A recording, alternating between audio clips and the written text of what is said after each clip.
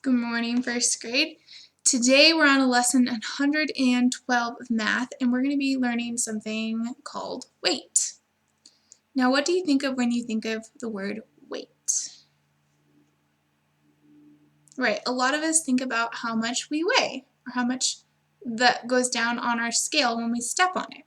Now, what do we measure weight in? Do we measure it in inches? Do we measure it in centimeters? No, we measure it in pounds. So I don't have a scale with me, but I'm sure you will have one at your home, or maybe your parents have a scale for food. But we're going to be learning about measuring weight in pounds and kind of estimating how much something should weigh or should not weigh.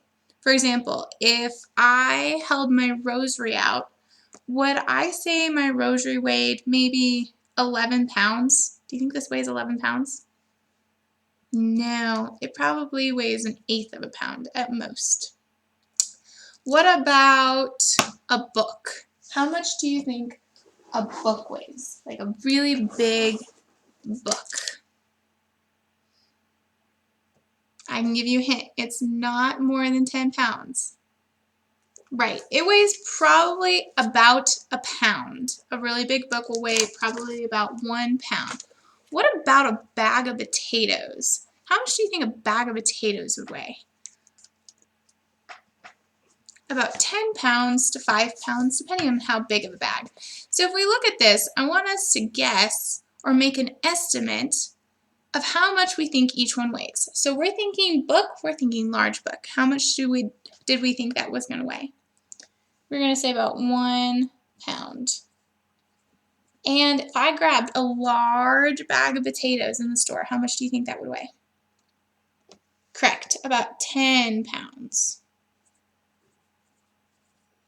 Now, what about a first grader? How much do you think a first grader weighs? Do you think a first grader weighs 200 pounds? No, you're right. It doesn't weigh quite that much. How much do you think a first grader should weigh? It could be anywhere from 60 to probably 80 pounds, depending on how tall you are. What about 4 butter sticks? If you took 4 butter sticks out of the fridge, how much do you think they weigh all together? Anywhere from 1 to 2 pounds. I'd say just about a pound. So this is how we measure weight. We use pounds. One of the ways that we can write pounds is in the word form, but another way we can write pounds is using the little acronym LBS. So we could put 5 pounds, and that's one way that we could write it. For right now, we're going to use the word just to help us remember how to spell it and work on that. But this is how we measure weight. I'm going to put a link in our distance learning channel for you to watch somebody actually weighing things. That way you can get a better idea of what that looks like. If not, you can also see if your parents have a scale that you can weigh things on at home and practice guessing how much something weighs and then weigh it to see if you're accurate or not. All right, have a good day.